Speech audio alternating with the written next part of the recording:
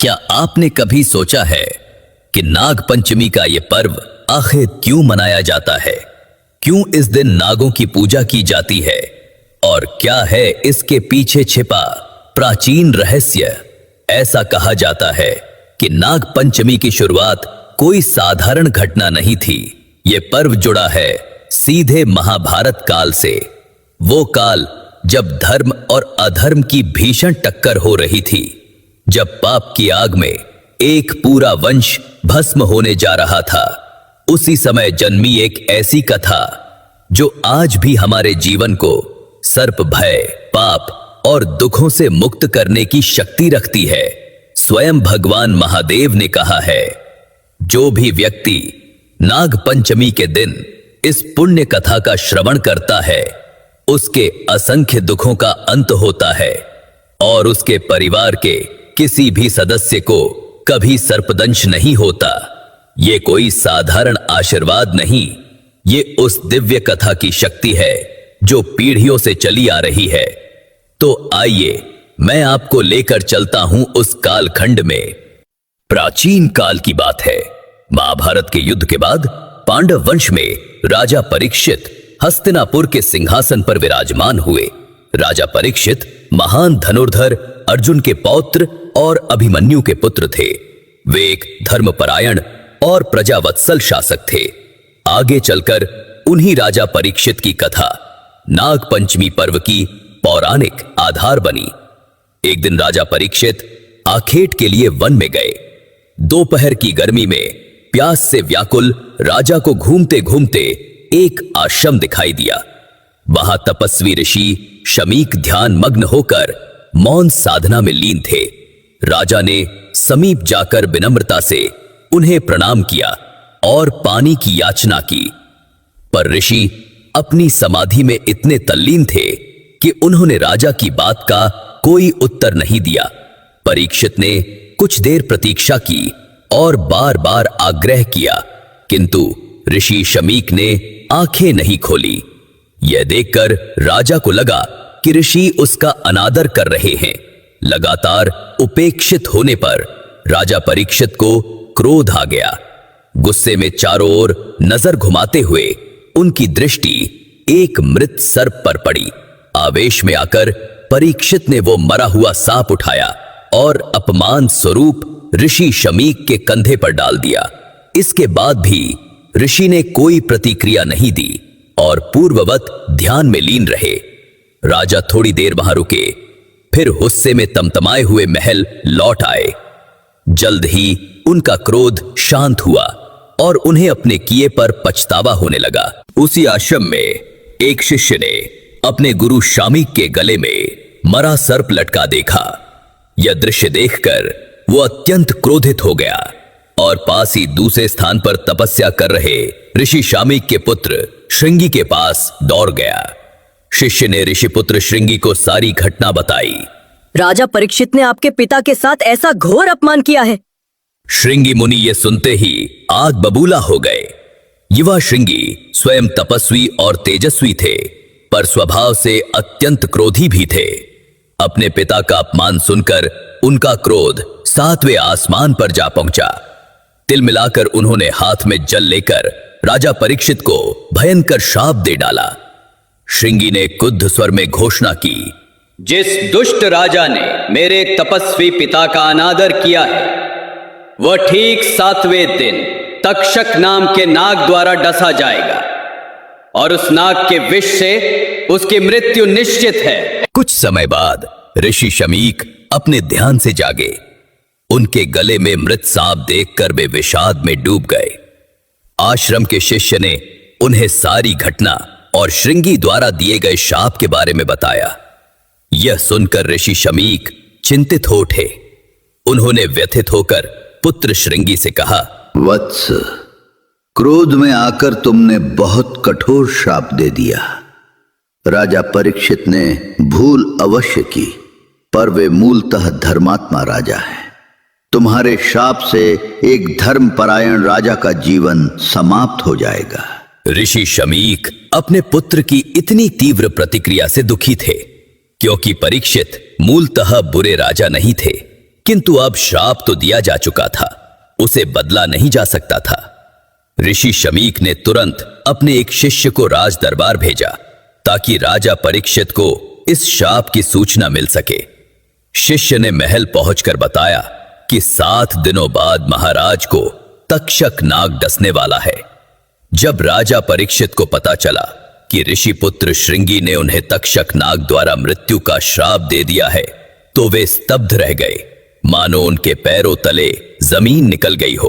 क्षण भर में उनका क्रोध जाता रहा और हृदय पछतावे से भर गया। उन्हें महसूस हुआ कि क्रोध में आकर उन्होंने बहुत अनुचित कार्य कर डाला। अब उनके जीवन के केवल 7 दिन शेष थे। श्राप मिलने के बाद राजा परीक्षित ने तय किया कि वे अपने शेष दिन प्रभु भक्ति और आत्मचिंतन में बिताएंगे। साथ ही उन्होंने अपनी सुरक्षा के भी कड़े प्रबंध किए ताकि कोई सांप उनके पास न फटक सके। राजा ने एक ऊंचे स्तंभ जैसे महल के सबसे ऊपरी बंद कक्ष में निवास बनाया। चारों तरफ चौकस पहरेदार तैनात थे और आदेश था कि एक छोटा सा जीव भी भीतर न आने पाए। राजा के भोजन पानी को भी कई चरणों में जांचने के बाद ही उनके पास पहुंचाया जाता था। नागदंश से बचने के लिए अनेक वैद्य और तांत्रिक भी तैयार रखे गए। इन तैयारियों के साथ साथ राजा परीक्षित अपना अधिकांश समय भगवान के स्मरण और पश्चाताप में बिताने लगे। उधर सप्तम दिवस जैसे जैसे समीप आने लगा, नागलोक में हलचल मच गई। राजा को मिले शाप को सत्य करने के लिए स्वयं नागराज तक्षक को आगे आना था। नियत समय पर तक्षक नाग अपने लक्ष्य की ओर चल पड़ा। मार्ग में उसकी भेंट एक तपस्वी ऋषि कश्यप से हुई, जो अपने मंत्र बल से राजा परीक्षित की रक्षा करने हस्तिनापुर जा रहे थे। तक्षक ने अपनी विष शक्ति का प्रदर्शन करके पास के एक हरे भरे बट वृक्ष को पल भर में डंस कर राख कर दिया। ऋषि कश्यप ने तुरंत अपने मंत्रों से उस जले हुए वृक्ष को फिर से हरा भरा कर खड़ा कर दिया। यह देख तक्षक चकित हुआ, पर उसने राजा को शाप से बचाने के ऋषि के प्रयास को नाकाम करने की ठान ली। तक्षक ने ढेर सारा धन देकर ऋषि कश्यप को लौटा दिया ताकि वे राजा परीक्षित की रक्षा न कर सके। अब नागराज तक्षक बिना किसी बाधा के हस्तिनापुर पहुंच गया। महल के निकट पहुंचकर उसने एक नई चाल चली। तक्षक ने स्वयं को एक छोटे से कीट का रूप दे लिया और पास के बगीचे में एक पके आम के फल के भीतर जा छिपा। पहरेदारों ने उस फल को साधारण फल समझकर टोकरी सहित महल के भीतर जाने दिया। उधर 7वें दिन के अंतिम पहर में राजा परीक्षित को लगा कि अब संकट टल गया है और शाप का समय बीतने वाला है। वे कुछ निश्चिंत होने ही लगे थे कि तभी सेवक ताजे फलों की टोकरी लेकर उनके कक्ष में पहुंचे। राजा परीक्षित ने एक आम उठाकर जैसे ही काटने का प्रयास किया, उस फल में से अचानक एक छोटा कीड़ा निकलकर भूमि पर गिरा।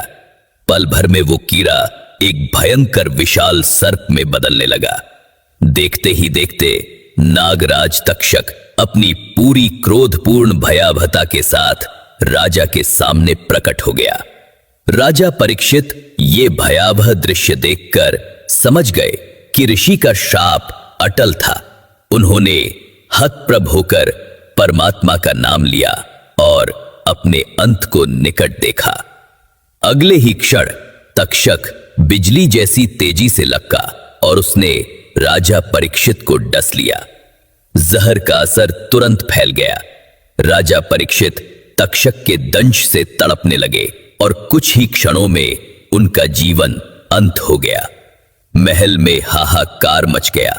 रक्षक तलवारें लेकर तक्षक पर प्रहार करने दौड़े, किंतु वो फुर्ती से फुफकारता हुआ खिड़की से बाहर अंधकार में ओझल हो गया। इस प्रकार ठीक 7वें दिन ऋषि का शाप फलित हुआ और नागराज तक्षक के विष ने राजा परीक्षित का अंत कर दिया। पूरे हस्तिनापुर में शोक की लहर दौड़ गई।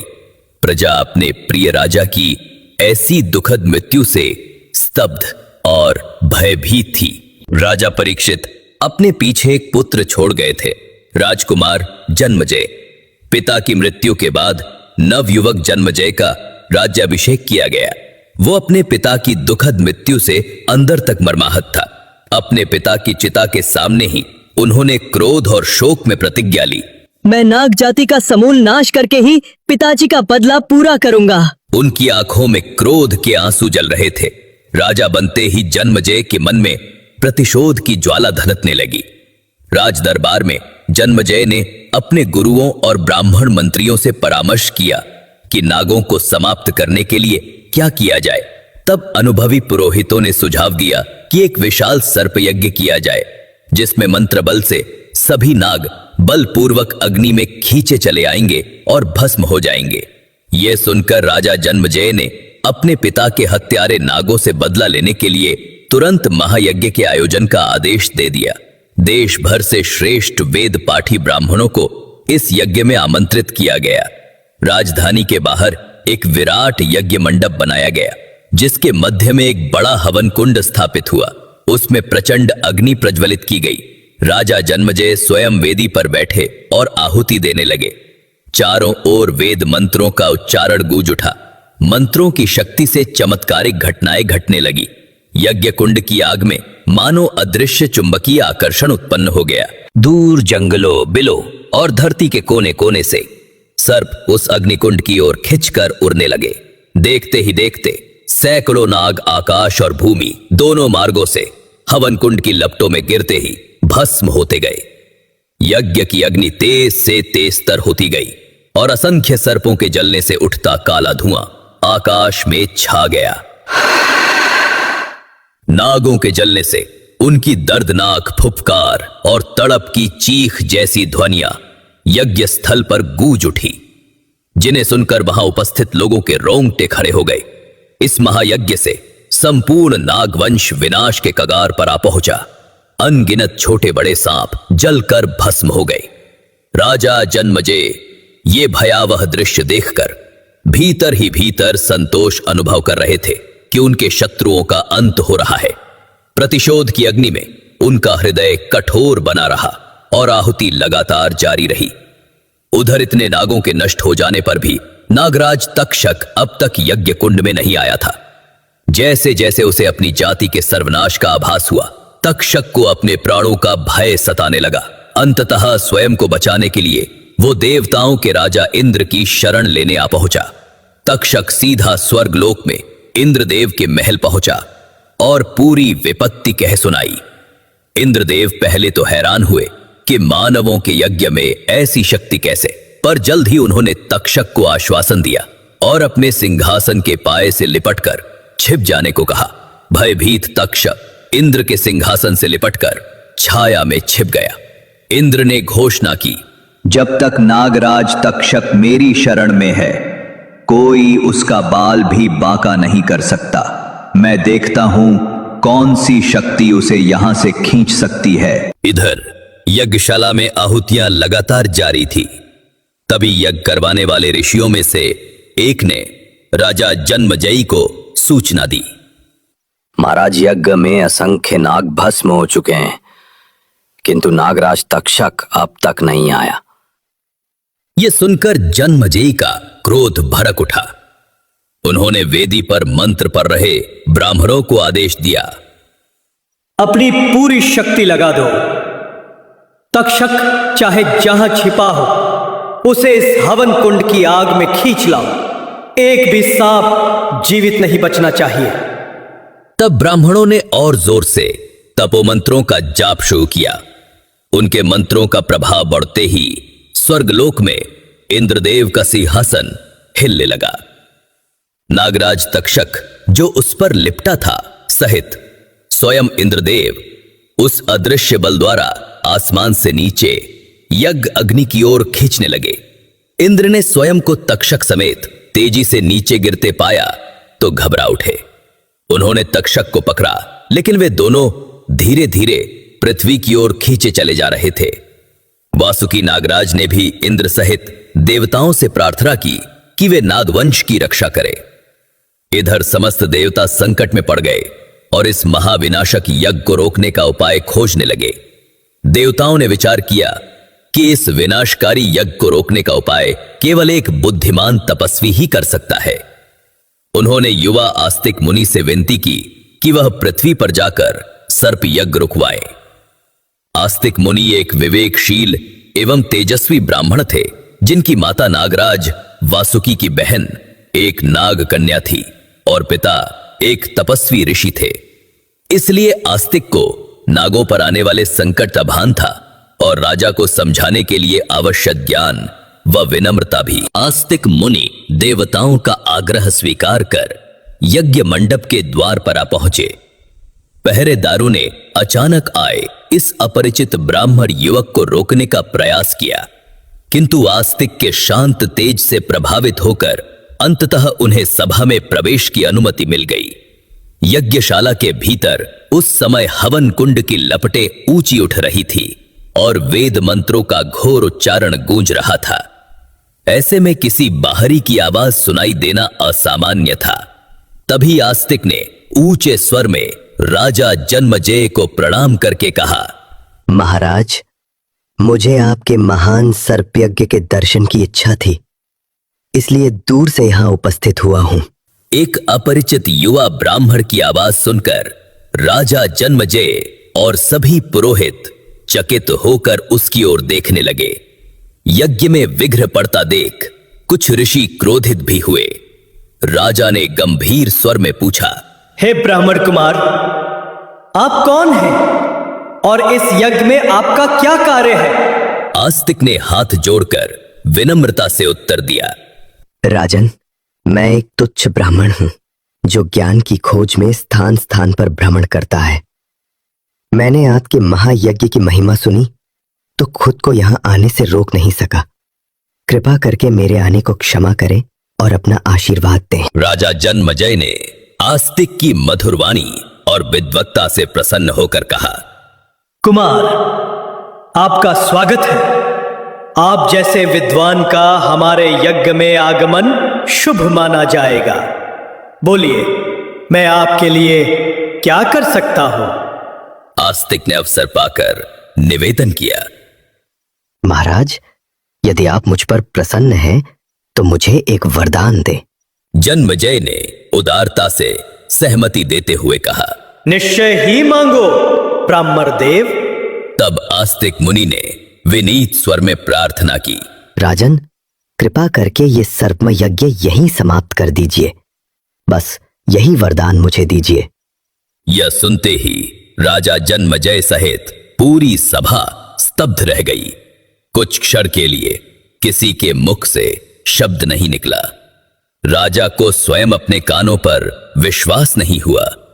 फिर उन्होंने आश्चर्य और क्रोध मिश्रित स्वर में कहा, ब्राह्मण कुमार, तुम मुझसे क्या मांग रहे हो?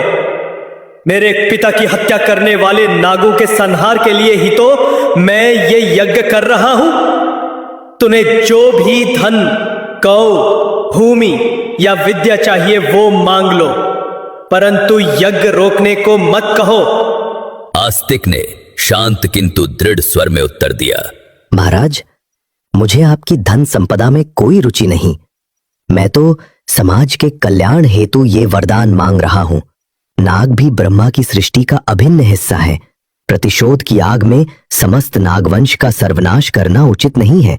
कृपा करके मेरे आग्रह को स्वीकार करें। राजा जन्मजय इस अनूठे अनुरोध से धर्म संकट में पड़ गए।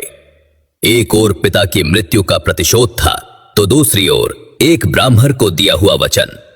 सभा में सन्नाटा छा गया। अंततः जन्मजय ने निश्चय किया कि एक क्षत्रिय राजा को अपना वचन हर हाल में निभाना चाहिए।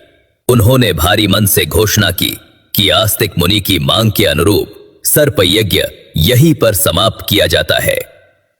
राजा का आदेश मिलते ही मंत्रोच्चार थम गया। हवन कुंड की प्रज्वलित आग को शांत करने की प्रक्रिया शुरू कर दी गई। पवित्र जल की आहुति देकर कुछ ही देर में अग्नि की लपटें धीमी पड़ गईं और नागों को खींचने वाला मंत्र बल निष्क्रिय हो गया। उसी क्षण स्वर्गलोक में इंद्रदेव ने अनुभव किया कि उनका सिंहासन कांपना बंद हो गया है। नागराज तक्षक भी सकुशल थे।